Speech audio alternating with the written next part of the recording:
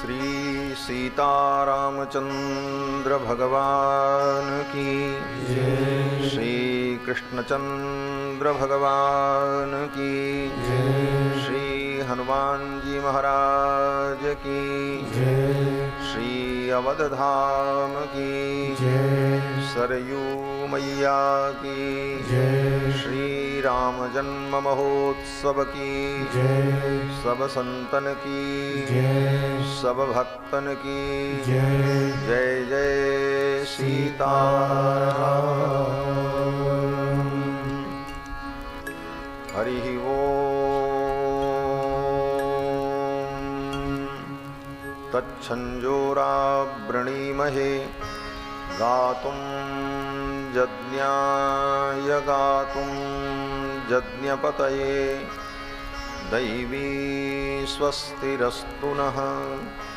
स्वस्तिर्मानुषेभ्यः ऊर्ध्वं जिगातु भेषजं सन्नो अस्ति द्विपदे सं चतुष्पदे।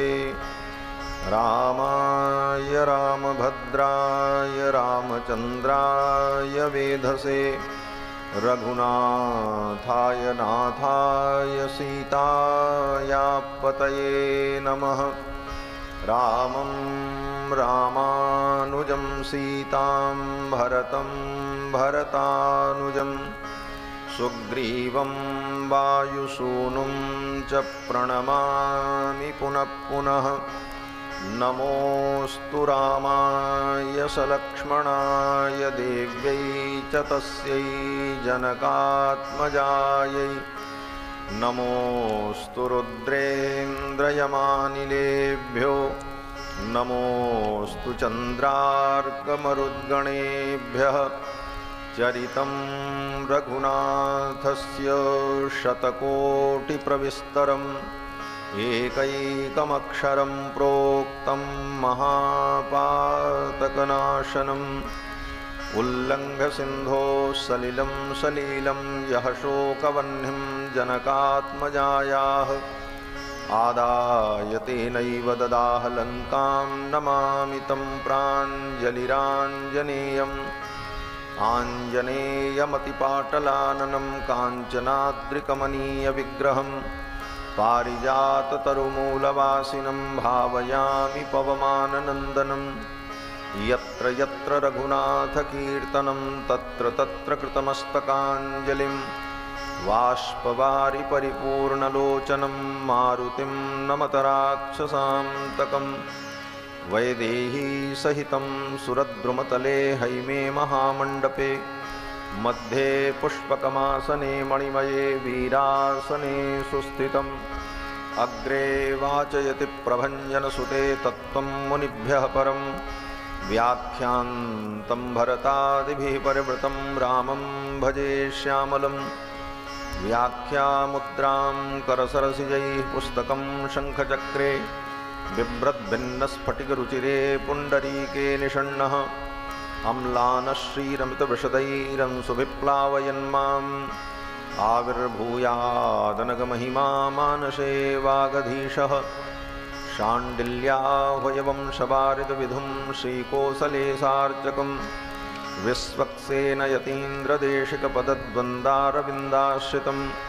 स्वाचार्ये सुयतौ जगद्गुरुवरे श्रीरामनारायणे नित्यं सक्तमतिं जगद्गुरुवरं श्रीवासुदेवं भजे।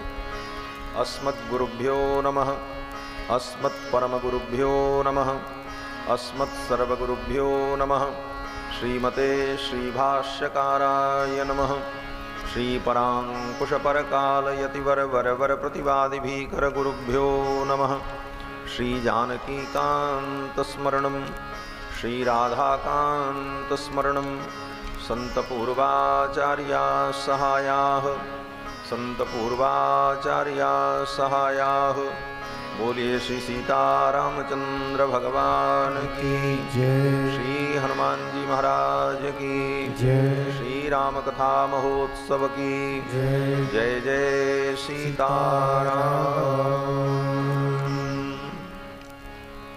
भगवान सच्चिदानंद की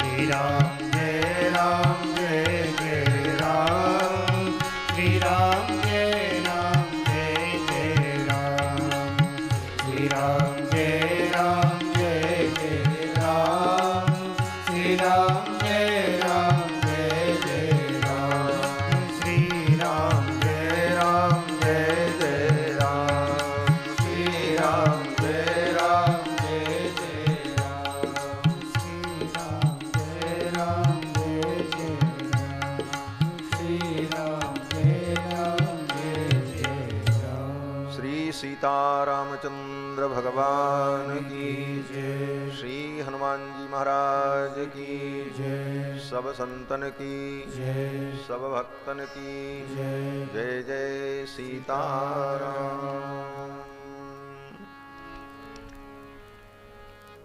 परमाध्यक्ष अनंत कोटि ब्रह्मांड नायक सर्वेश्वरेश्वर पुराण पुरुषोत्तम भगवान श्री सीतारामचंद्र जी, जिनकी मंगलमयी कथा का हम सभी लोग श्रवण लाभ प्राप्त कर रहे हैं। भगवान की कथा के सुरसिक श्रोता आंजनेय श्री हनुमंत लाल जी महाराज, जिनकी भावमयी उपस्थिति भगवान की कथा में सर्वदा सर्वत्र विद्यमान रहती है। भगवान की कथा के परम रसिक श्रोता श्री हनुमान जी महाराज, श्रोता होना भी बड़ा कठिन है। भगवान की कथा को सुनने के लिए श्रोता की योग्यता संपादित करना यह भी बड़ा कठिन। श्री हनुमान जी महाराज कैसे श्रोता हैं? हनुमान जी की स्तुति करते हुए कहते हैं कि यत्र यत्र रघुनाथ कीर्तनम, कहीं भी भगवान की कथा हो तो हनुमान जी महाराज विनम्रतापूर्वक कथा श्रवण के लिए उपस्थित हो जाते हैं। यत्र यत्र रघुनाथ कीर्तनम तत्र तत्र कृत मस्तकांजलि, मस्तक झुकाए विनम्र भाव से भगवान की कथा सुनने के लिए उपस्थित होते हैं। और कथा सुन करके श्री हनुमान जी महाराज भाव में विभोर होते हैं। कथा केवल औपचारिकता नहीं,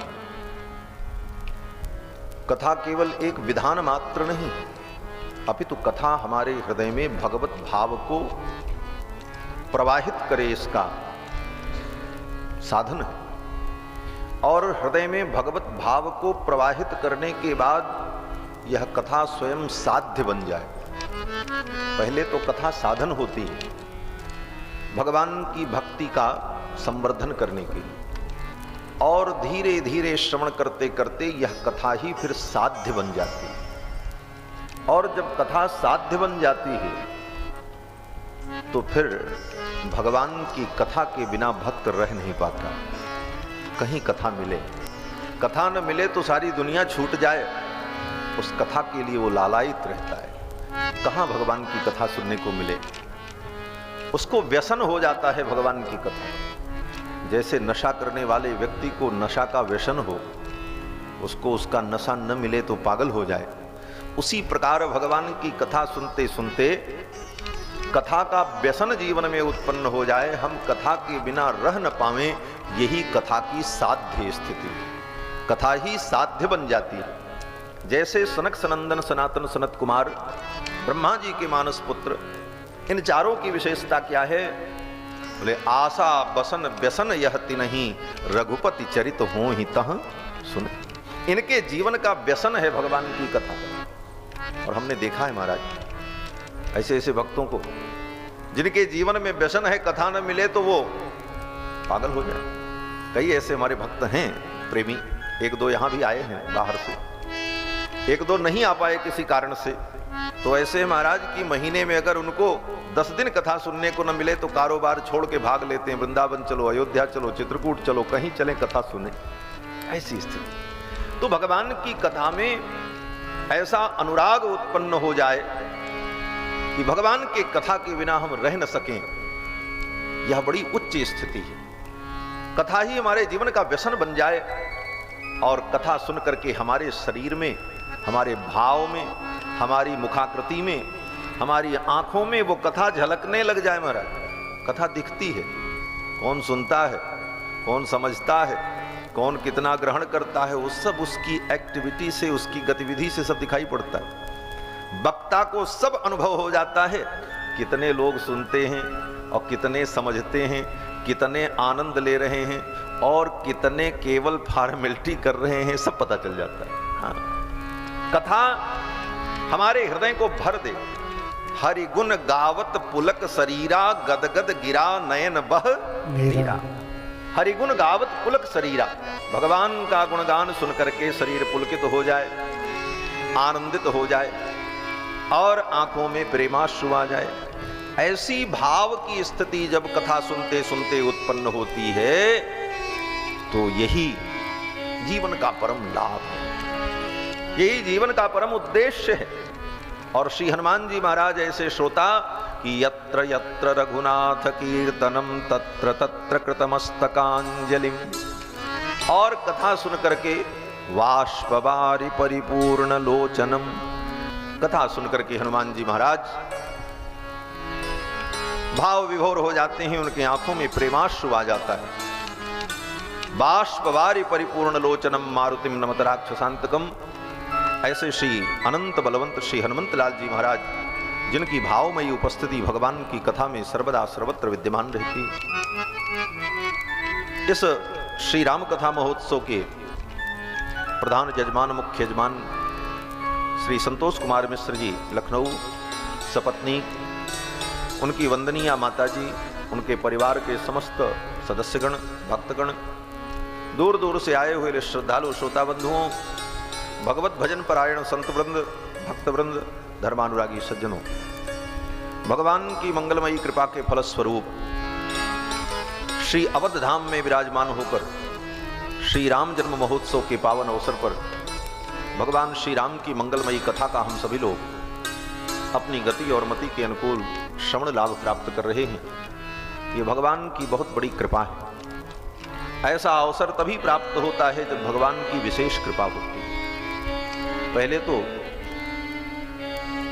संत भगवत भक्त का मिलन ही कठिन है।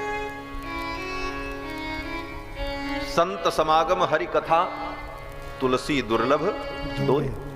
पहले तो संतों का मिलना दुर्लभ, फिर वो मिले तो कथा मिले, बोले ये दूसरा दुर्लभ, और फिर कथा के साथ साथ सुंदर काल मिले। काल का भी अपना महत्व है। काल माने मुहूर्त, काल का भी अपना बड़ा महत्व है। इसीलिए दार्शनिक सिद्धांत में, फिलॉसफी में, काल को भी किसी कार्य के प्रति असाधारण कारण स्वीकार किया जाता है। दुनिया में जितने कार्य होते हैं उन कार्यों के पीछे एक प्रधान कारण होता है काल, समय।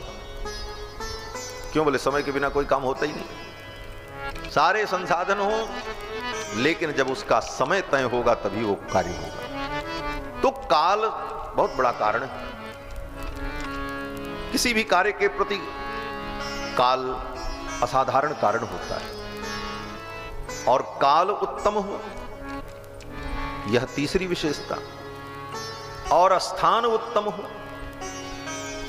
ऐसा पवित्र काल, नववर्ष की वेला, राम जन्म महोत्सव का ये पावन अवसर, और अयोध्या धाम साधारण धाम थोड़ी है। अवध धाम धामाधिपति। हाँ, हमारे संत जन कहते हैं अवध धाम धामाधिपति। अवध धाम धामाधिपति अवतारण पति राम। अवध धाम धामाधिपति अवतारण पति राम। सकल सिद्ध पति जानकी दासन पति हनुमान। सकल सिद्ध पति जानकी दासन पति हनुमान। दासन पति हनुमान। दासन पति हनुमान। अवध धाम धामाधिपति। ये अयोध्या धाम धाम ही नहीं है, धामाधिपति, समस्त धामों का अधिपति। ऐसा पवित्र धाम श्री अवध धाम। एक ने कहा महाराज, चार धाम में तो अयोध्या नहीं आता। चार धाम में बद्रीनाथ धाम, जगन्नाथ धाम, द्वारिका धाम, और दक्षिण में श्री रंगनाथ धाम। आजकल लोग रामेश्वर को ही मानने लगे। प्रसंग बस मैं कह रहा हूं, चार धाम में, चारों दिशाओं में, चार रूप में भगवान नारायण ही विराजमान है। उत्तर में बद्री नारायण, पश्चिम में भगवान द्वारकाधीश, पूर्व में श्री जगन्नाथ और दक्षिण में रंगनाथ। ये चार धाम है। तो चार धाम में तो अयोध्या नहीं, लेकिन अयोध्या धामाधिपति। क्यों धामाधिपति है, ये भाव अभी अभी मेरे मन में आया, इसलिए मैं कह रहा हूं। व्यासपीठ पर बैठने के बाद बहुत सारी बातें उसी समय भगवान की कृपा से हृदय में समुद्भूत हो जाती है। मुझे लगता है कि भगवान शंकर ने जब अयोध्या की महिमा का वर्णन किया तो भगवान शंकर कहते हैं कि अयोध्या च परब्रह्म, अयोध्या साक्षात परब्रह्म है। ये भूमि ही परब्रह्म का स्वरूप है जहां आप बैठे, परब्रह्म परमात्मा की गोद में बैठे। भगवान शंकर कहते हैं अयोध्या च परब्रह्म, सरयू सगुण पुमान। और यहां पर प्रवाहित होने वाली जो सरयू नदी है, ये कौन है? बोले ये सगुण ब्रह्म है। जल रूप में भगवान ही प्रवाहित हो रहे हैं। ब्रह्मद्रव, सरयू का एक नाम है ब्रह्मद्रवा। ब्रह्मद्रवा का मतलब ब्रह्म ही लिक्विड फॉर्म में आकर द्रवीभूत होकर के प्रवाहित हो रहे हैं। तो सरयू जी कौन है? बोले साक्षात सगुण ब्रह्म। अयोध्या च परब्रह्म सरयू सगुण पुमान। और अयोध्या में रहने वाले लोग, जो यहाँ के वासी हैं वो भी, जो यहाँ जन्म लिए वो भी, जो कहीं से आकर के बस गए वो भी, और जो 2-4 दिन के लिए, 10 दिन के लिए बाहर से आए वो भी। क्यों? बोले सब तो अयोध्या में है। और अयोध्या में रहने वाले, अयोध्या में वास करने वाले कौन? भगवान शंकर कहते हैं कि तन्निवासी जगन्नाथ। अयोध्या में निवास करने वाले जितने हैं, जगन्नाथस्य मूर्तयः, ये सब जगन्नाथ की मूर्तियां हैं। अब आप विचार करना कि नीलांचल क्षेत्र में एक जगन्नाथ विराजमान है तो वो धाम है, और जहां पर रहने वाले हर प्राणी जगन्नाथस्य मूर्तयः, जगन्नाथ की मूर्ति हो जाए, वो धाम नहीं होगा, धामाधिपति होगा। अवध धाम धामाधिपति, अवतारन पति राम, सकल सिद्धि प्रदि जानकी, दासन पति हनुमान। ऐसी पावनपुरी अयोध्या जहां का कण कण ब्रह्ममय है। अवध धाम की रज कणिका पर अमित ब्रह्म विश्राम। वह अमित, असीमित, अखंड, अबोध, वो ब्रह्म परमात्मा यहां के कण कण में व्याप्त है। अवध धाम की रज कणिका पर अमित ब्रह्म विश्राम। लेकिन जब तक हम भाव की दृष्टि से इसे नहीं देखेंगे, तब तक इस भाव को हम समझ नहीं पाएंगे। भाव की दृष्टि से देखने पर अयोध्या की उस दिव्यता का आज भी अनुभव होता है। जो दिव्य महापुरुष हैं, उनको अयोध्या की उस दिव्यता का अनुभव होता है। तो ऐसे पवित्र तीर्थ में, अवध धाम धामाधिपति, ऐसे पवित्र स्थान पर और ऐसे पवित्र काल में श्री राम जी के जन्म महोत्सव के अवसर पर और भगवान श्री राम की कथा, पावन कथा, यह अपने आप में बहुत बड़ा संयोग और भगवान की महती कृपा का फल है। इसीलिए गोस्वामी जी महाराज कहते हैं कि भगवान जब द्रवीभूत होते हैं तो जीव को सत्संग का लाभ प्राप्त होता है। जब द्रवहि दीन दयालु राघव, साधु संगति पाइए। जब द्रवहि दीन दयालु राघव, साधु संगति पाइए। यही तरस परस समागमादिक पाप राशि नसाइए। यही तरस परस समागमादिक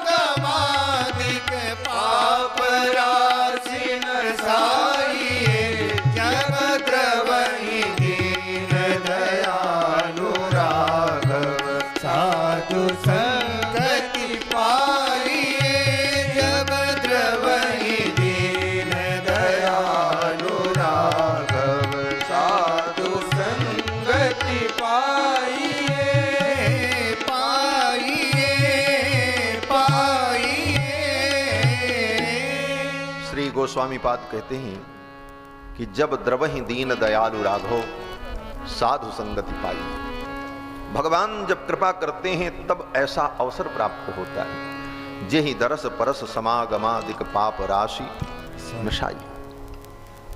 ऐसी पावन वेला परमधाम श्री अवध में विराजमान होकर भगवान के मंगलमय चरित्र का हम चिंतन कर रहे हैं। अयोध्या की ये पावन भूमि जहां पर भगवान ने चार रूपों में अवतार लिया। कहीं भगवान का अवतार हो जाए वो भूमि परम पवित्र हो जाती है, लेकिन अवध धाम बोले यहां पर चार रूपों में भगवान प्रकट हुए। महर्षि वाल्मीकि के अनुसार और श्री वेदव्यास जी के अनुसार चारों भाई एक ही तत्व है, परम तत्व है। परम तत्व परमात्मा ही चार रूपों में प्रकट हुए। वाल्मीकि रामायण में स्वयं भगवान कहते हैं, देवताओं ने जब स्तुति की रावण के विनाश के लिए भगवान से प्रार्थना की कि हे प्रभु इस रावण के आतंक से आप हमें मुक्त करो, तो श्री दशरथ जी महाराज के पुत्र कामेष्टि यज्ञ में सभी देवता आए हुए थे अपना अपना भाग ग्रहण करने के लिए। उसी समय देवताओं की प्रार्थना पर भगवान श्री दशरथ जी के पुत्र कामेष्टि यज्ञ में प्रकट हो गए। दशरथ जी नहीं देख रहे हैं और न किसी को दिख रहा है ये दृश्य, देवता भी अदृश्य हैं। देवताओं के मध्य में भगवान प्रकट हो गए। शंख चक्र गदा पाणि पीतवासा चतुर्भुजः। शंख चक्र गदा पद्म धारण किए, पीतांबर बनमाला विभूषित, वैनतेय समारोह्य अपने गरुण पर बैठकर भगवान आए। देवताओं ने प्रार्थना की तो भगवान ने कहा चिंता मत करो, अब मैं आ गया हूं। रावण के वध के लिए मैंने संकल्प कर लिया है और मैं अवतार लेने जा रहा हूं। देवताओं ने कहा कहां अवतार लेंगे? भगवान ने कहा बस ये दशरथ जी यज्ञ कर रहे हैं, मैं इनका बेटा बनने जा रहा हूं। पितरम रोचयामास तदा दशरथम नृपम। दशरथ जी को मैं पिता बनाने जा रहा हूं, मैं इनका बेटा बनने जा रहा हूं। देवता लोग पूछते कि आप एक रूप में अवतार लेंगे, अनेक रूप में लेंगे? तो भगवान ने स्पष्ट कर दिया पहले ही। भगवान ने कहा कृत्वात्मानं चतुर्विधम। कृत्वात्मानं चतुर्विधम, अपने आप को चार रूपों में मैं प्रकट करूंगा। भगवान ने स्वयं कहा, ये भगवान का ही वाक्य है। कृत्वात्मानं चतुर्विधम पितरम रोचयामास तदा दशरथम नृपम। तो भगवान ही चार रूपों में श्री राम लक्ष्मण भरत शत्रुघ्न के रूप में प्रकट होते हैं। और यही वेदव्यास जी महाराज भी कहते हैं, चतुर्धागाद हरि। श्रीमद् भागवत महापुराण में भगवान राम के चरित्र का वर्णन करते हुए वेदव्यास जी कहते हैं चतुर्धागाद हरि, चार रूपों में भगवान हरि प्रकट हुए। पायस के माध्यम से भगवान हरि माताओं के गर्भ में आए। जिस पायस का माताओं ने भक्षण किया, यज्ञ से पायस प्रकट हुआ, वो पायस कैसा था? महर्षि वाल्मीकि कहते हैं कि पायसम देव निर्मितम। पायसम देव निर्मितम, सीधा अर्थ तो यही है कि देव निर्मितम, देवताओं के द्वारा निर्मित थे। पायसम देव निर्मितम। और ये बात अग्निदेव ने, जो प्राजापत्य पुरुष प्रकट हुआ वह पुरुष स्वयं कह रहा था पायस को लेकर के, गृहाण प्रजाकरम पायसम देव निर्मितम। पुत्र को प्रदान करने वाला जो पायस है, गृहाण, इसको ग्रहण करो। देव निर्मितम, ये देवताओं के द्वारा निर्मित। भाव क्या है?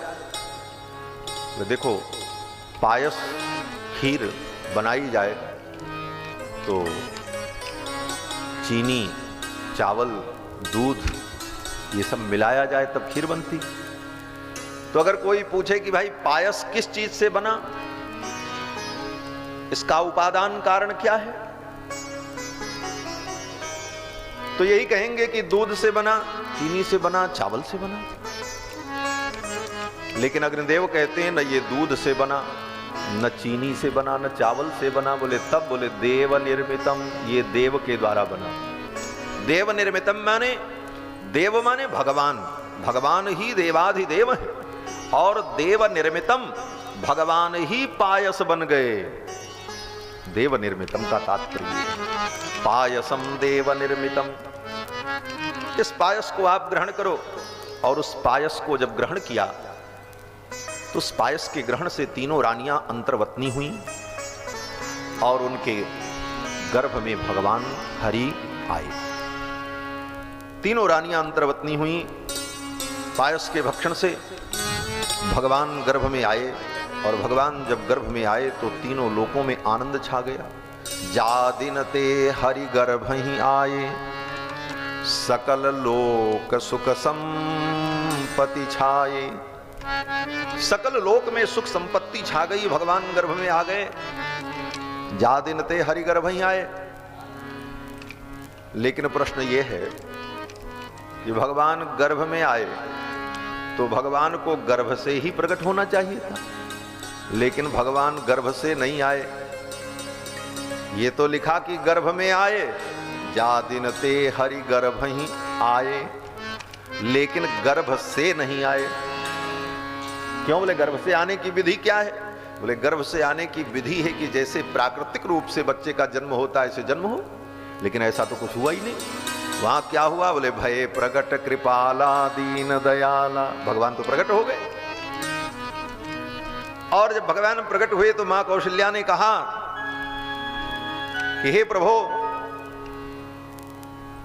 आप तो मेरे हृदय में विराजमान थे। मम उर सोबासी, मम उर सोबासी, मम उदर सोबासी, ऐसा नहीं, उदर माने पेट। भगवान मां कौशल्या के पेट में नहीं थे। कहां थे? बोले हृदय में। लेकिन कहा जा दिन ते हरि गर्भ ही आए, तो गर्भ में कौन आया? बोले गर्भ में जो हरि के आगमन की बात कहते हैं गोस्वामी जी, जा दिन ते हरि गर्भ ही आए, वहां हरि का तात्पर्य वायु है। भगवान की इस लीला में दिव्यता का आधान करने के लिए भगवती कौशल्या के गर्भ में वायु व्याप्त हो गई और भगवान तो हृदय में बैठे थे। इसीलिए वेदव्यास जी महाराज ब्रह्मवैवर्त पुराण में कहते हैं कि गर्भे च वायुना पूर्णे, कौशल्या का गर्भ वायु से परिपूर्ण हो गया था। गर्भे च वायुना पूर्णे निर्लिप्तो भगवान स्वयं, भगवान उस गर्भ से निर्लिप्त थे, वो तो हृदय में थे। हृदेशे कौशल्यायाः अधिष्ठानम चकारसः, कौशल्या के हृदय प्रदेश में भगवान विराजमान थे और वो भगवान मां कौशल्या के सम्मुख चतुर्भुज रूप में प्रकट हुए। इसीलिए मां ने कहा कि मम उरसो बासी यह उपहासी, सुनत धीर मति थिर न रहे। भगवान जब प्रकट हो गए तो भगवान ने अपनी मां को कथा सुनाई। कही कथा सुहाई मातु बुझाई, खूब समझा करके कथा सुनाई। कथा सुनाने में, कथा तो एक तरफ से बाँच जाओ, बाचे आमास कर दो, आधे लोग समझे आधे नहीं समझे। लेकिन कथा सुनाने की विधि क्या? बोले खूब समझा समझा करके बताओ, एक एक बात अलग अलग करके समझाओ। एक घटना मुझे याद आती है इस बात पर। हमारे मिथिला से कुछ मिथिलानी भी पधारी हुई हैं, झा जी परिवार के। मिथिला में भी मैं बहुत कथा किया हूँ, जनकपुर क्षेत्र में, दरभंगा में, मधुबनी में, तो वहाँ मैथिली भाषा बोली जाती है। और वहाँ का एक व्यवहार है कि वहाँ के लोग प्रायः मछली खाते हैं, क्योंकि वो क्षेत्र बंगाल से लगा, उसका नाम ही दरभंगा है। दरभंगा का मतलब बंगत द्वार, बंगाल की संस्कृति का वो द्वार है, बंगत द्वार। द्वार बंग ही बिगड़ करके दरभंगा ऐसा शब्द हुआ, ऐसा हमने जो सुना। तो वहाँ एक परंपरा है। तो कोई उदाहरण भी लोग देते हैं तो उसी तरह से देते हैं। तो मैं एक बार कथा कर रहा था, भागवत की कथा थी, और कथा करके मैं व्यासपीठ से उतर करके जब नीचे जाने लगा तो कुछ माताएं जा रही थी कथा सुन करके। तो माताएं कह रही थी कि बड़ नीक कथा स्वामी जी सुनावे छथिन, माछ के खोइया लेखा छोरा छोरा करके महाराज जी समझाओ छथिन। यही उदाहरण उसने दिया और मुझे सुन करके हंसी आई कि जैसे वो मछली का खोइया छोड़ा दिया जाता है, उसी प्रकार छोड़ा करके स्वामी जी समझा करके ऐसा उदाहरण सुन के। आज भी ये कथा जो हम सुना रहे हैं, ये रिकॉर्डिंग हो रही है और ये विशेष प्रसारण के लिए आस्था भजन चैनल पर जाएगी, तो संभवतः वो लोग सुनेंगे भी और फिर कहेंगे कि स्वामी जी ने ऐसा कथा में कहा। तो कथा को समझा करके कहना, भगवान ने यही विधि अपनाई। कही कथा सुनाई मातु बुझाई, समझा करके सब कुछ सुनाया। भगवान ने अपनी माँ को सब कहानी बता दी कि मैं आपका बेटा क्यों बना, आपने तप किया, पिताजी ने तप किया, इसलिए मैं पुत्र बन करके आया। ये अयोध्या की विशेषता है, इस भूमि की विशेषता। एक बार झारखंड में गढ़वा जनपद में मैं कथा करने गया, तो वहां बनारस के भी कई वक्ता आए थे। तो बनारस से एक महिला वक्ता आई थी, मानस की कथा सुनाती थी। तो उन्होंने काशी की बड़ी प्रशंसा की। बोले काशी में बड़े बड़े विद्वान, काशी में तो 10 वर्ष का बच्चा भी कथा सुनाता है, काशी में 10 वर्ष के बच्चे भी प्रवचन करते हैं। फिर मुझसे रहा नहीं गया, जब मेरा नंबर आया तो हमने कहा भाई ठीक है, काशी तो ज्ञान की नगरी है, वहां तो 10 वर्ष का बच्चा भी कथा कहता है, लेकिन हमारी अयोध्या की विशेषता तो अद्भुत है। बोले क्या? हमने कहा अयोध्या में जो पैदा होता है पहले कथा सुनाता है, रोता बाद में। बोले कहाँ लिखा है? हमने कहा रामायण में लिखा है, हमारे राम जी प्रकट हुए तो पहले कथा सुनाए अपनी माँ को। कही कथा सुहाई मातु बुझाई, यही प्रकार सुत प्रेम लहे, माता पुनि बोली सोमति डोली, तजहु तात यह रूपा। उसके बाद भगवान ने रुदन किया, सुनि वचन सुजाना रुदन ठान। पहले तो कथा ही सुनाई कि बोले राम जी की कथा, राम जी के घर वाले जितना जानेंगे उतना बाहर के लोग कौन जानेंगे भाई, सीधी सीधी बात। तो भगवान ने संपूर्ण वृत्तांत अपनी माँ को सुनाया। माँ ने कहा आप बेटा बनकर के आए हो तो बेटे जैसे बन जाओ। भगवान ने कहा बेटा बनने के लिए क्या करना पड़ेगा? मैया ने कहा ये जो 2 हाथ आपके एक्स्ट्रा हैं इनको हटा दीजिए, ये 4 हाथ का बेटा नहीं होता। लेकिन क्यों? तो कोई विश्वास नहीं करेगा, मानेगा नहीं, मेरा उपहास लोग करेंगे। कौशल्या झूठ बोलती, 4 हाथ का कहीं बेटा होता किसी? बोले इस हाथ से क्या आपत्ति है? तो मैया कौशल्या ने कहा नाथ ये संसार है, संसार में बड़ी बड़ी बातें होती। किसी के घर में एक बच्चा पैदा हो और उसकी एक उंगली कभी ज्यादा हो जाए, अक्सर हो जाती है कभी कभार, एक आध उंगली ज्यादा रहती है, तो गांव भर की माताएं आपस में कहती हैं बहिनी फलाने बेटवा भवा एक उंगली ज्यादा है, का लक्षण हो ये करे। तो इतनी बातें जब होती हैं और यहाँ तो 2-2 हाथ ही ज्यादा है, कितनी बातें होंगी, मैं किसको किसको जवाब दूंगी। इसलिए हे प्रभु ये अपने 2 हाथों को आप अंतर्हित कर दो। भगवान ने अपनी दोनों भुजाओं को अंतर्हित कर दिया। भगवान ने कहा अब हम बालक बन गए। मैया ने कहा अभी बालक नहीं बने। बोले अब क्या कमी? मैया ने कहा अभी तो आप पीतांबर पहने हो, कपड़ा पहने हो, इतने बड़े हो, बालक इतना बड़ा नहीं होता, बालक तो छोटा होता। भगवान छोटे से बन गए। मैया ने कहा ये कपड़े भी हटा दो, बालक जब पैदा होता है तो दिगंबर होता है, नग्न होता है, कपड़ा पहन के थोड़ी पैदा। तो भगवान ने अपने वस्त्रों को भी अंतर्हित कर दिया। भगवान ने कहा अब हम बालक बन गए। मैया ने कहा अभी बालक नहीं बने। क्यों? मैया ने कहा अभी तो आपके मुंह में दांत दिखाई पड़ रहे हैं, बालक को दांत नहीं होता, और बालक तो वेदांती होता, और आप तो वेदांतियों के आराध्य हो, बड़े बड़े वेदांती आपकी उपासना करते, तो आप भी वेदांती बन जाओ, अपने दांतों को अंतर्हित कर दो। तो भगवान ने अपने दांतों को भी अंतर्हित कर दिया, दंत पंक्तियां अंतर्हित हो गई। तो भगवान ने कहा अब हम बालक बन गए। मैया ने कहा अभी भी बालक नहीं बने। भगवान ने कहा अब क्या बचा, हाथ भी चले गए, कपड़े भी गए, दांत भी गए, अब तो हम बालक बन गए। मैया ने कहा बालक जो होता है वो तुम्हारे जैसे टपर टपर बोलता नहीं है, वो तो रोता है। बालक पैदा होते बोलता थोड़ी, वो तो रोता है। और बालक के रोने पर लोग जान जाते हैं कि बालक का जन्म हो गया। इस प्रकार जब मैया ने कहा तब भगवान रोना शुरू किए। सुनी बचन सुजाना रोदन ठाना, हुए बालक सुर भूपा। सुनी बचन सुजाना रोदन ठाना, हुए बालक सुर भूपा। यह चरित जगावई हरि पद पावई, तेन भरई भव कूपा। यह चरित जगावई हरि पद पावई, तेन भरई भव कूपा।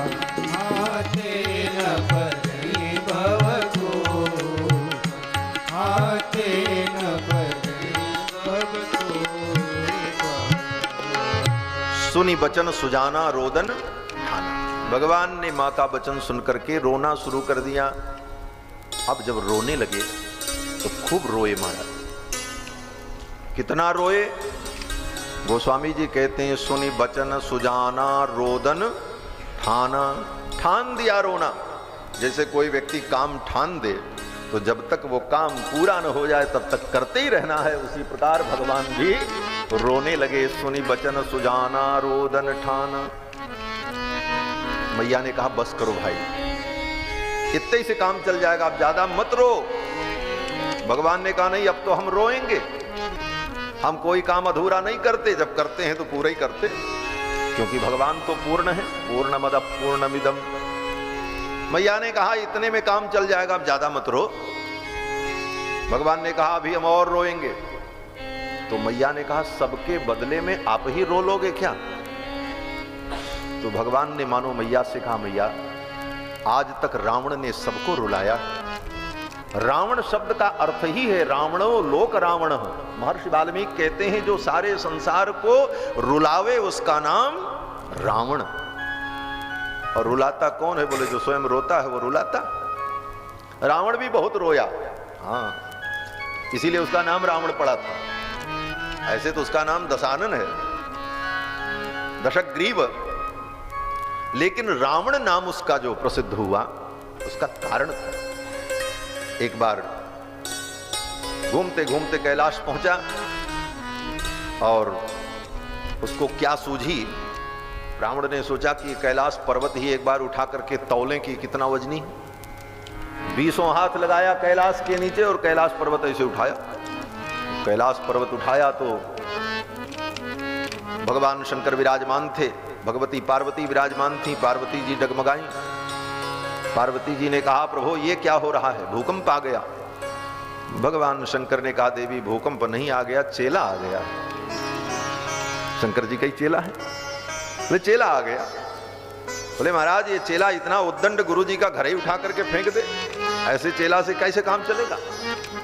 तो भगवान शंकर ने कहा इसको कुछ शिक्षा देनी पड़ेगी। और भगवान शंकर ने जोर से कैलाश पर्वत को दबाया। जब दबाया तो उसकी 20 भुजाएं पर्वत के नीचे दब गईं और उंगलियां जब पिस गईं पचपचा करके, अब चिल्लाया, खींचना चाहे तो उंगलियां निकले ना। और भगवान शंकर दबाए रहे और रोता रहा। 10,000 वर्ष तक रावण रुदन करता रहा और भगवान शंकर दबाए रहे। इतना रोया है, उतना कौन रोया? तब भगवान शंकर ने कहा जाओ आज मैं तुम्हें छोड़ रहा हूं और आज से तुम्हारा नाम रावण होगा क्योंकि तुमने रुदन किया है। इतना रोया इसलिए तो नाम रावण पड़ा। तो रावण ने कहा हम रोए तो हम सबको रुलाएंगे। फिर रावण ने भी यही काम किया, संसार को रुलाया। रावणो लोक रावण, संपूर्ण लोकों को रुलाने वाला रावण। तो भगवान ने कहा मां अब मैं आ गया हूं, अब किसी को रोने की जरूरत नहीं पड़ेगी। रावण ने सारी सृष्टि को रुलाया है, लेकिन अब मैं सबके बदले में रो लूंगा, लेकिन अब किसी के आंखों में मैं आंसू नहीं आने दूंगा। यही भगवान की करुणा है। प्राणियों के दुख को दूर करने के लिए, रावण के आतंक से मुक्त करने के लिए ही तो भगवान का अवतार हुआ। तो भगवान कहते हैं कि अब संसार में किसी को रोना नहीं पड़ेगा। रावण ने बहुत रुलाया, मैं स्वयं रो लूंगा, लेकिन अब किसी के आंखों में आंसू नहीं आने दूंगा। तो मानो भगवान ही अपने भक्तों के बदले में रोने को तैयार हैं, इसलिए भगवान रोते ही रहे, रोते ही रहे। मैया ने कहा, सबके बदले में आप ही रो लोगे तो बाकी लोग क्या करेंगे? बोले संसार में दो ही काम होता है, दुखी हो जाओ तो रो और सुखी हो जाओ तो गाओ।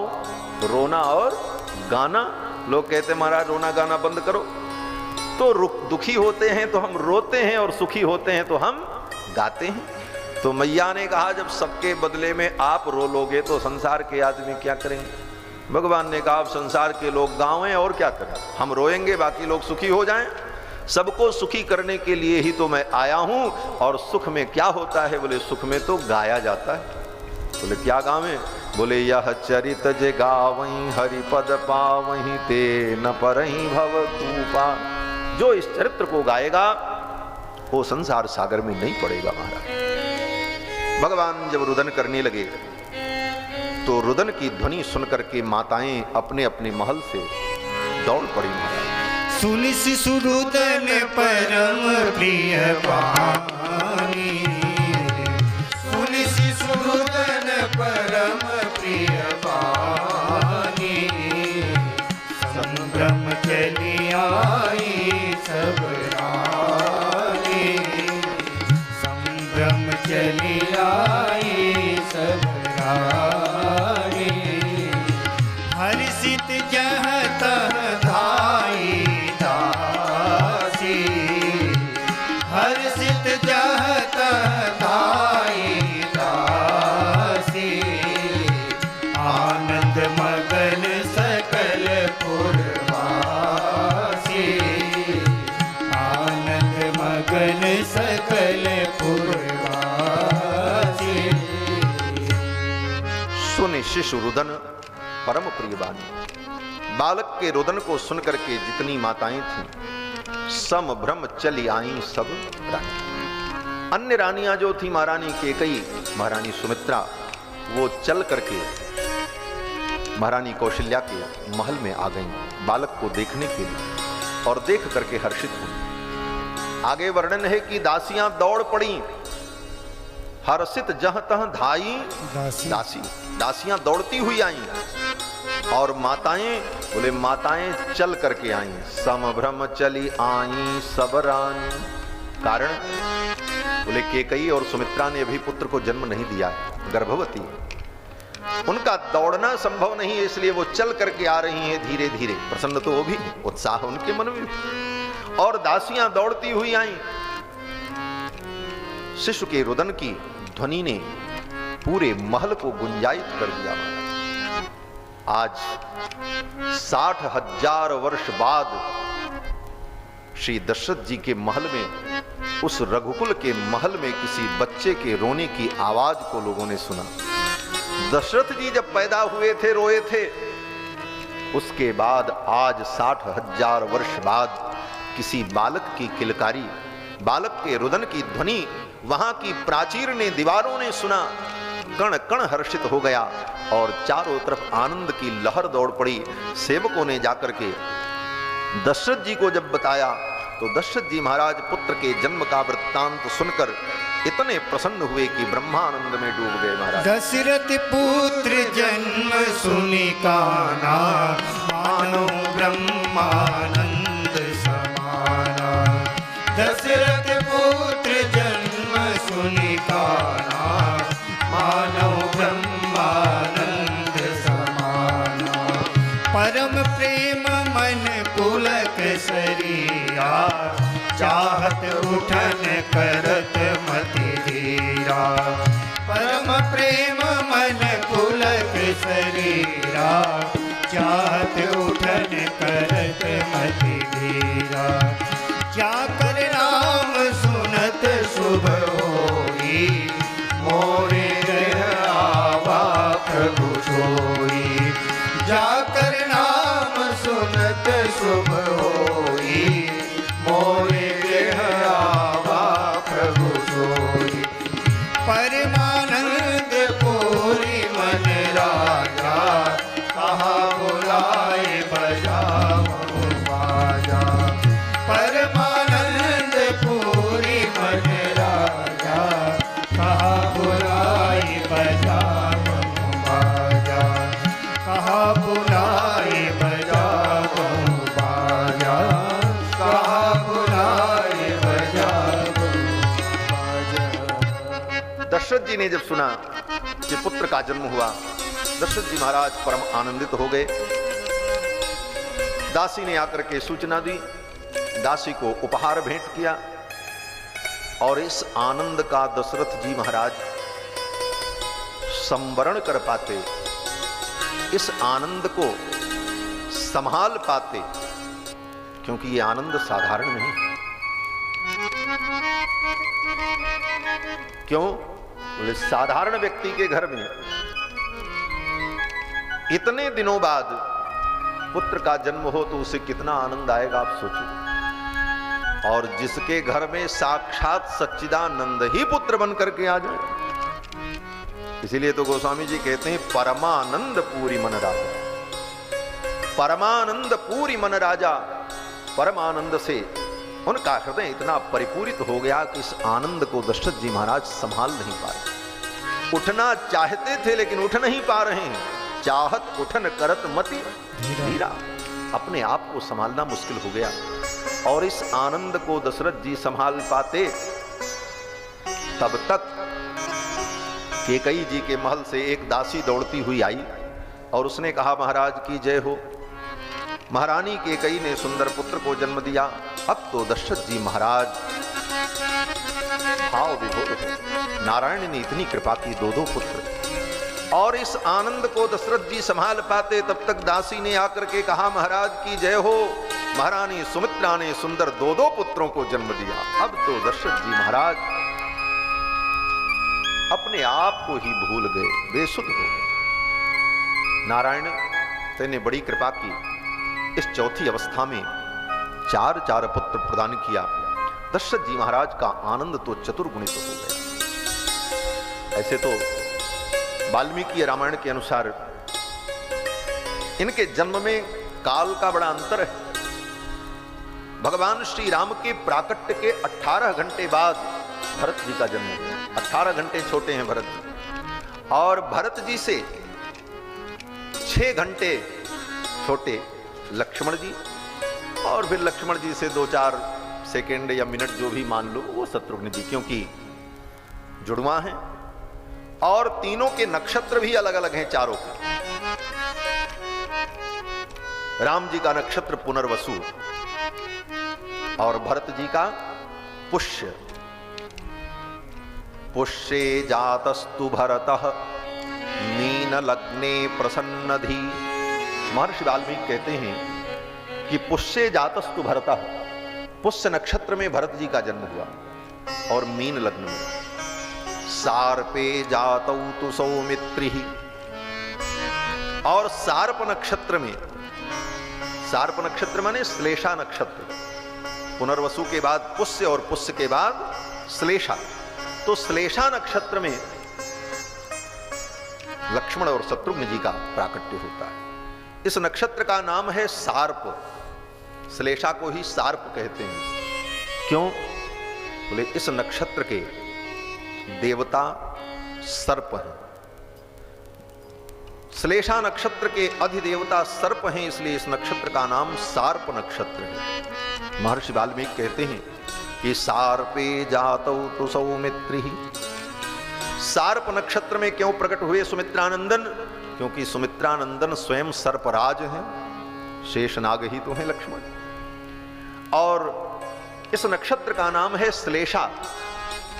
श्लेषा का मतलब श्लिष्ट, और श्लिष्ट का मतलब जुड़ा हुआ, इसीलिए जुड़वा बालक पैदा हुआ। वो नक्षत्र का प्रभाव था।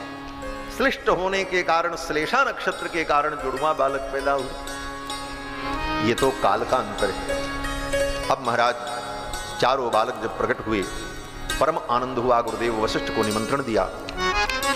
गुरुदेव वशिष्ठ बुलाए गए। गुरु वशिष्ठ कह गयो हकारा, आए द्विजन सहित नृप द्वारा। ब्राह्मणों के सहित गुरुदेव वशिष्ठ पधारे और श्री दशरथ जी महाराज ने कहा, गुरुदेव आपके द्वारा इन बालकों का जात कर्म संस्कार संपन्न हो। फिर तो गुरुदेव वशिष्ठ ने विधि पूर्वक देवताओं का पूजन किया, नांदी मुख श्राद्ध किया और फिर चारों कुमारों का जात कर्म संस्कार हुआ। नांदी मुख श्राद्ध करी जात कर्म सब की। नांदी मुख श्राद्ध करके तब जात कर्म किया। नांदी मुख श्राद्ध मंगल बेला में किया जाता है। ऐसे तो लोग कहते हैं श्राद्ध जो है,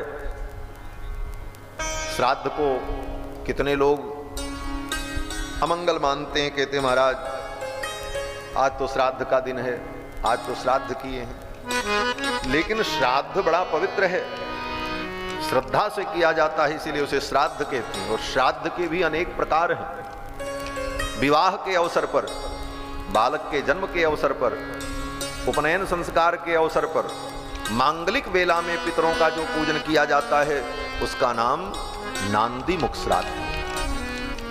श्रीमद् भागवत महापुराण में भी वर्णन कि भगवान बालकृष्ण लाल जब प्रकट हुए तो नंद बाबा ने भी श्राद्ध किया और बालक का जात कर्म संस्कार किया। जात कर्मात्मजस्य वै कारयामास विधिवत पितृदेवार्चनम तथा। पितरों का अर्चन किया और जात कर्म संस्कार किया। तो जात कर्म संस्कार दशरथ जी महाराज ने संपन्न किया। चारों कुमारों का जात कर्म संस्कार संपन्न हुआ और तब तक धीरे धीरे ये सूचना संपूर्ण अयोध्या में आसपास सब जगह फैल गई। क्या बोले? कौशल्या ने जायो लल्ला, कौशल्या ने जायो लल्ला, मोहल्ला में हल्ला सो मच गया। पूरे मोहल्ले में, नगर में चारों तरफ हल्ला मच गया कि कौशल्या ने लल्ला को जन्म दिया। अब तो बधाई देने के लिए सखियां चल पड़ी, लोग चल पड़े। बड़े बड़े ऋषि मुनि, अमलात्मा, महात्मा, विमलात्मा लोग जो सरयू के तट पर अयोध्या के सन्निकट का जो वन प्रदेश है, उस वन प्रदेश में तपस्या करने वाले, साधना करने वाले जो ऋषि मुनि महात्मा थे, वे सभी महात्मा उठ करके खड़े हो गए। उनकी समाधि छूट गई। तो एक दूसरे से पूछा, भाई समाधि क्यों छूट गई? 1000 वर्ष की समाधि का संकल्प करके हमने समाधि को ग्रहण किया था और समय से पहले ही समाधि क्यों छूट गई? तो जो वृद्ध महात्मा थे उन महात्माओं ने उत्तर दिया। वृद्ध महात्माओं ने कहा, समाधि का फल क्या है? बोले, समाधि का फल है अपने अंतर हृदय में परमात्मा का दर्शन करना। समाधि का मतलब आंख बंद करके बैठ जाना समाधि नहीं है। समाधि का मतलब यम नियम आसन प्राणायाम प्रत्याहार धारणा ध्यान समाधि जो अष्टांग योग है, उस अष्टांग योग में अंतिम कोटि समाधि। यम नियम आसन प्राणायाम प्रत्याहार धारणा के द्वारा जब परमात्मा का ध्यान हृदय में आ जाए और वह ध्यान प्रत्यक्ष दर्शनाकार हो जाए। दर्शनाकार का मतलब ध्यान न रह जाए, वो साक्षात दर्शन में आ जाए, दिखने लग जाए।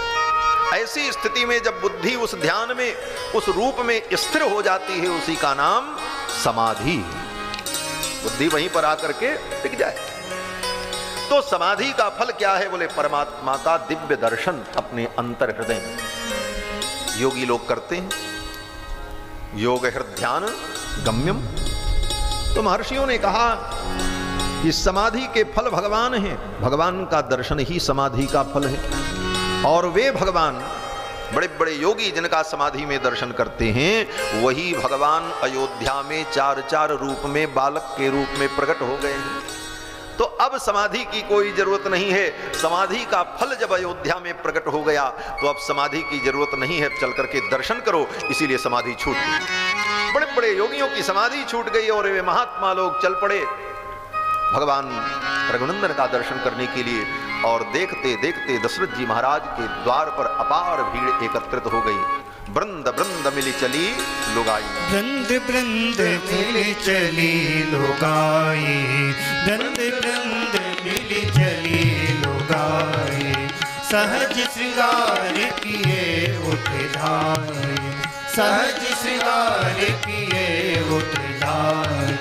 कनक कलश मंगल भरी धारा, कनक कलश मंगल भरी धारा।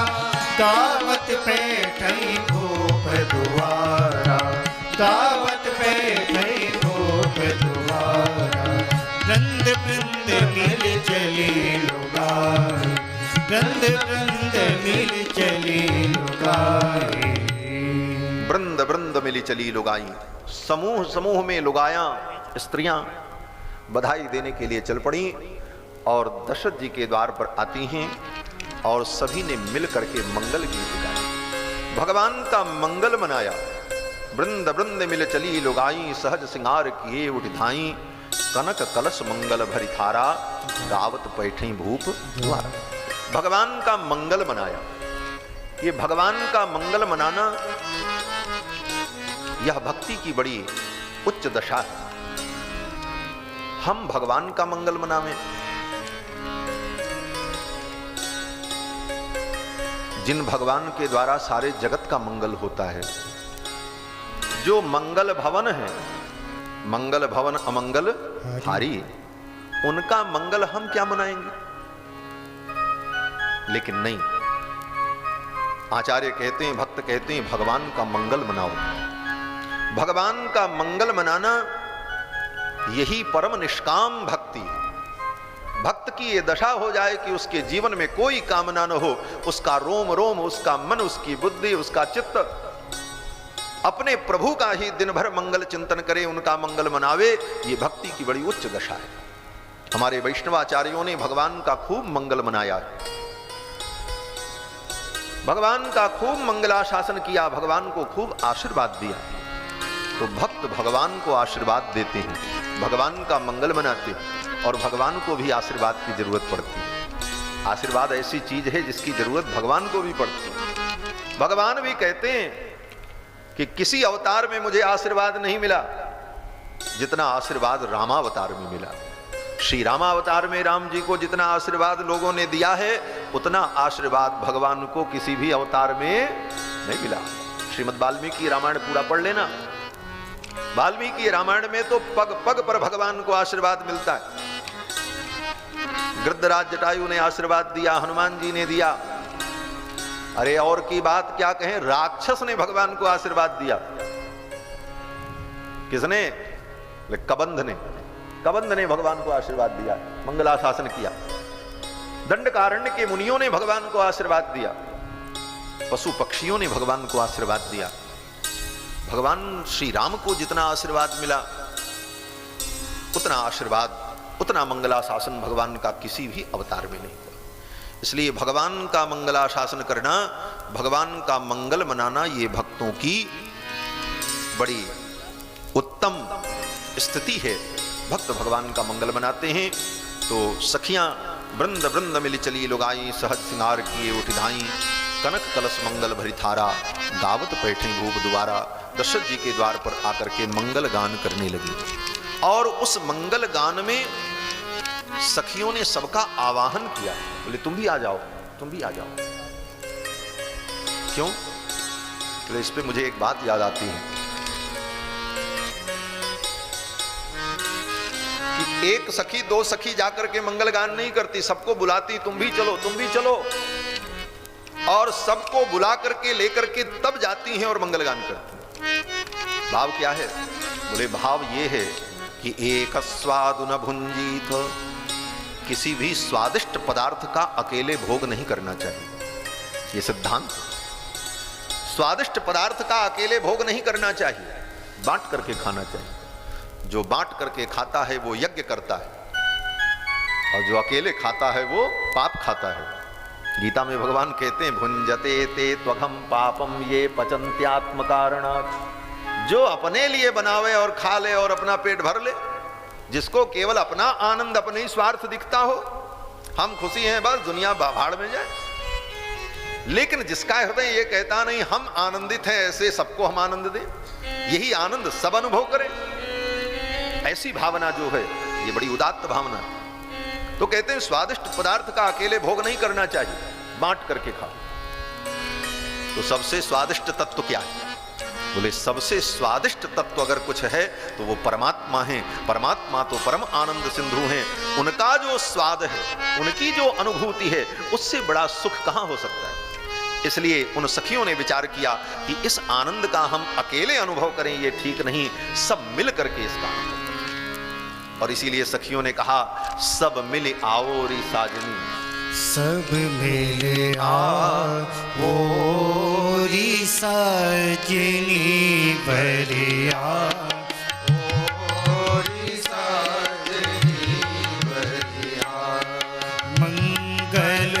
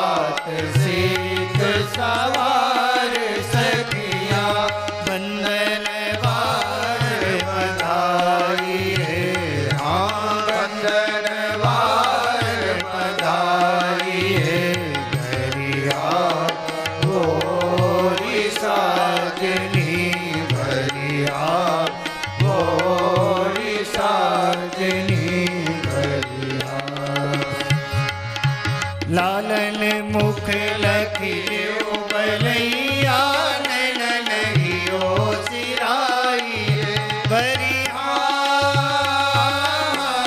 सजनी नैनन हियो सिराई, प्राण सर बस बारने पर, प्राण सर बस बारने पर, फूली अंगन माई,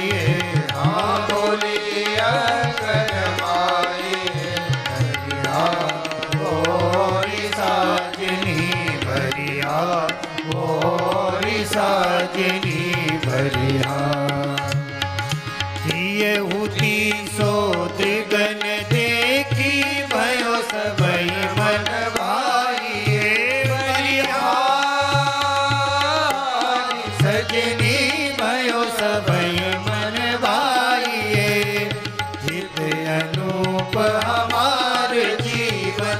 नित अनूप हमार जीवन, विधि न तो चिर जाइए, हाँ विधि न तो चिर जाइए।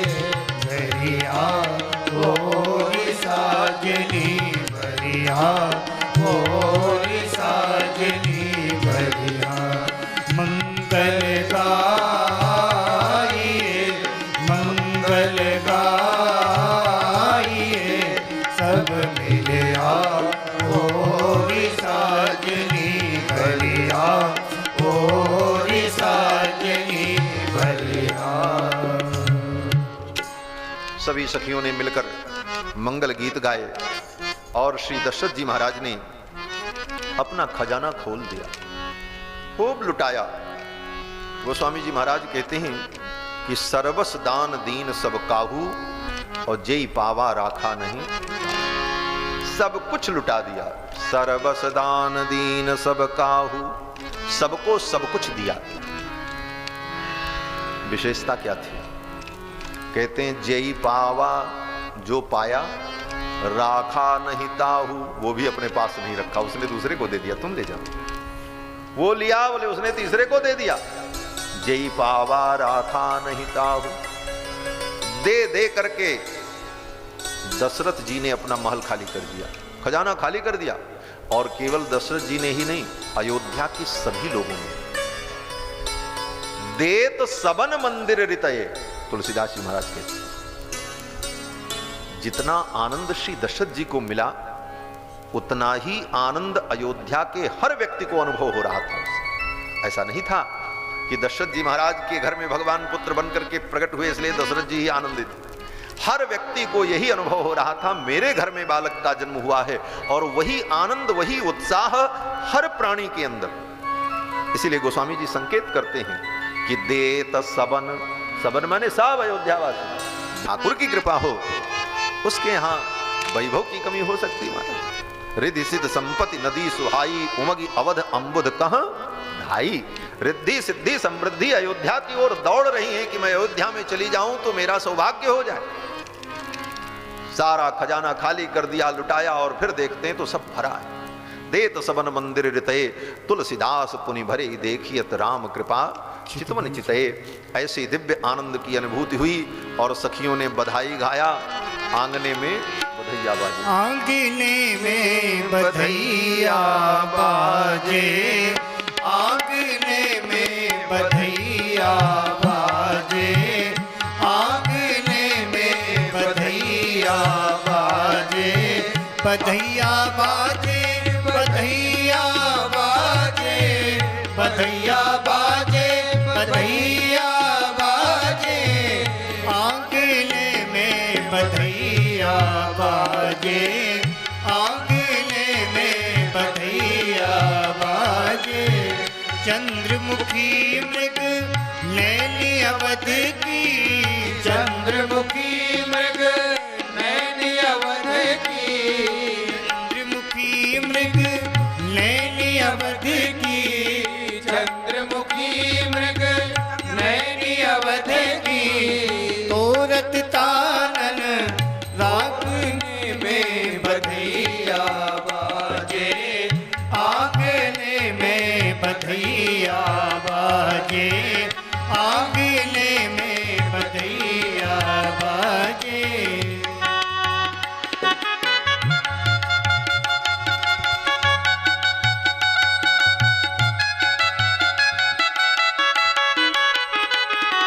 बधाई हो।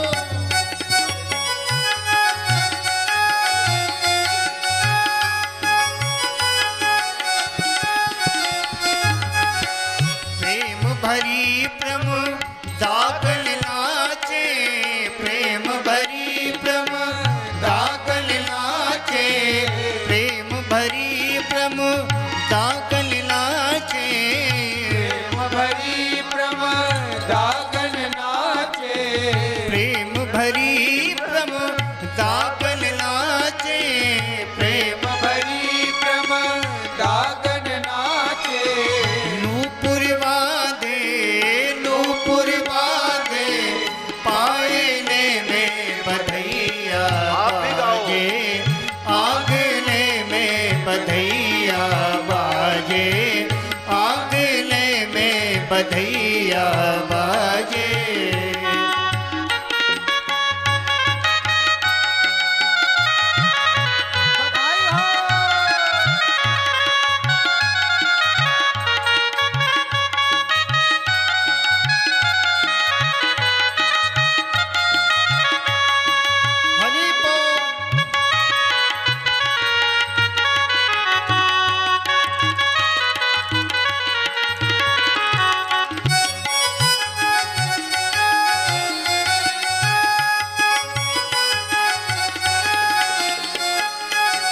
न्योछावर श्री राम लला झुकी, न्योछावर श्री राम लला झुकी, न्योछावर श्री भरत लला झुकी, न्योछावर श्री भरत लला झुकी, न्योछावर श्री लखन लला झुकी, न्योछावर श्री लखन लला झुकी, न्योछावर श्री शत्रुघ्न लला झुकी, न्योछावर श्री शत्रुघ्न लला झुकी, न्योछावर श्री चारों लला झुकी, न्योछावर श्री चारों लला झुकी, नहीं को लाजत नहीं को सपूछत, मांगने में बधैया बाजे, आंगने में बधैया बाजे, आंगने में बधैया बाजे।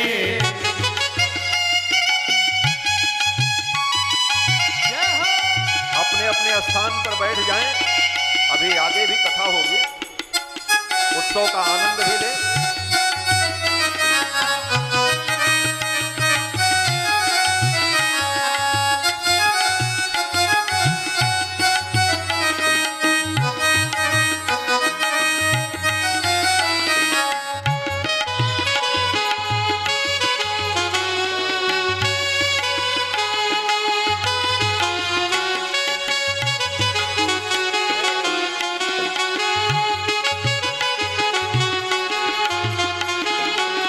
सिया अली है कौतुक देखत, सिया अली है कौतुक देखत, कौतुक देखत हाँ कौतुक देखत, कौतुक देखत हाँ कौतुक देखत, सिया अली है कौतुक देखत, सिया अली है कौतुक देखत, बीती रजनी बीती रजनी, बीतने में बधैया बाजे, आंगने में बधैया बाजे, आंगने में बधैया बाजे, बधैया बाजे, बधैया बाजे, बधैया बाजे, बधैया बाजे, बधैया बाजे, बधैया बाजे, बधैया बाजे, बधैया बाजे, आंगने में बधैया बाजे, आंगने में बधैया बाजे, आंगने में बधैया बाजे। घर घर आनंद छायो अयोध्या नगरी में, घर घर आनंद छायो अयोध्या नगरी में, नगरी में हाँ नगरी में, नगरी में हाँ नगरी में, अरे घर घर आनंद छायो अयोध्या नगरी में, घर घर आनंद छायो अयोध्या नगरी में। लेती लेती कहे महिमा गावे, लेती लेती कहे महिमा गावे, जाको वेद पार नहीं पावे, जाको वेद पार नहीं पावे, जाको वेद पार नहीं पावे, जाको वेद पार नहीं पावे, सो बेटा बन आयो अयोध्या नगरी में, सो बेटा बन आयो अयोध्या नगरी में, घर घर आनंद छायो अयोध्या नगरी में, घर घर आनंद छायो छायो अयोध्या नगरी में।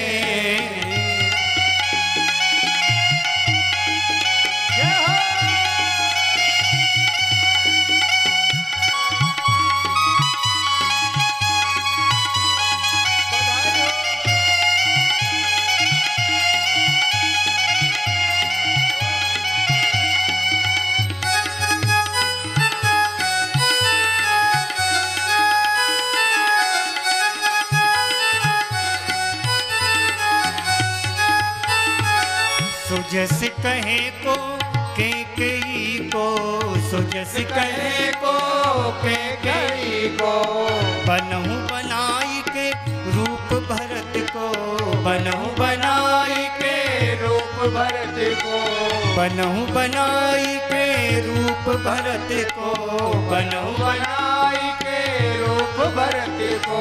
प्रभु ने प्रेम पठायो अयोध्या नगरी में, प्रभु ने प्रेम पठायो अयोध्या नगरी में।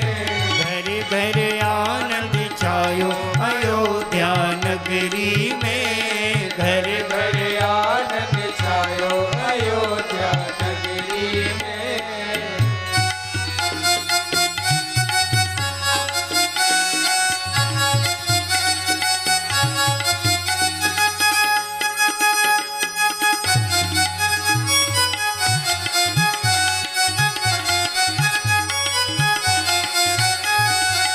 लखन शत्रुघ्न नखशिखनी के, लखन शत्रुघ्न नखशिखनी के, हे सुत मात सुमित्रा जी के, हे सुत मात सुमित्रा जी के, हे सुत मात सुमित्रा जी के, हे सुत मात सुमित्रा जी के। सुमिरन देख लजायो अयोध्या नगरी में, सुमिरन देख लजायो अयोध्या नगरी में।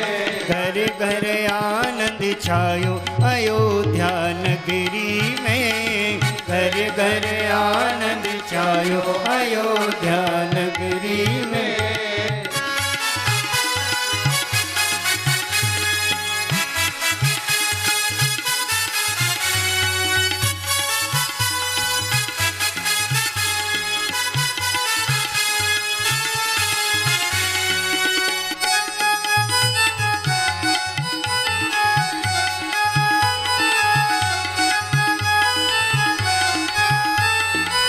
प्रेम भक्ति रस अमृत छाके, प्रेम भक्ति रस अमृत छाके, प्रेम भक्ति रस अमृत छाके, प्रेम भक्ति रस अमृत छाके।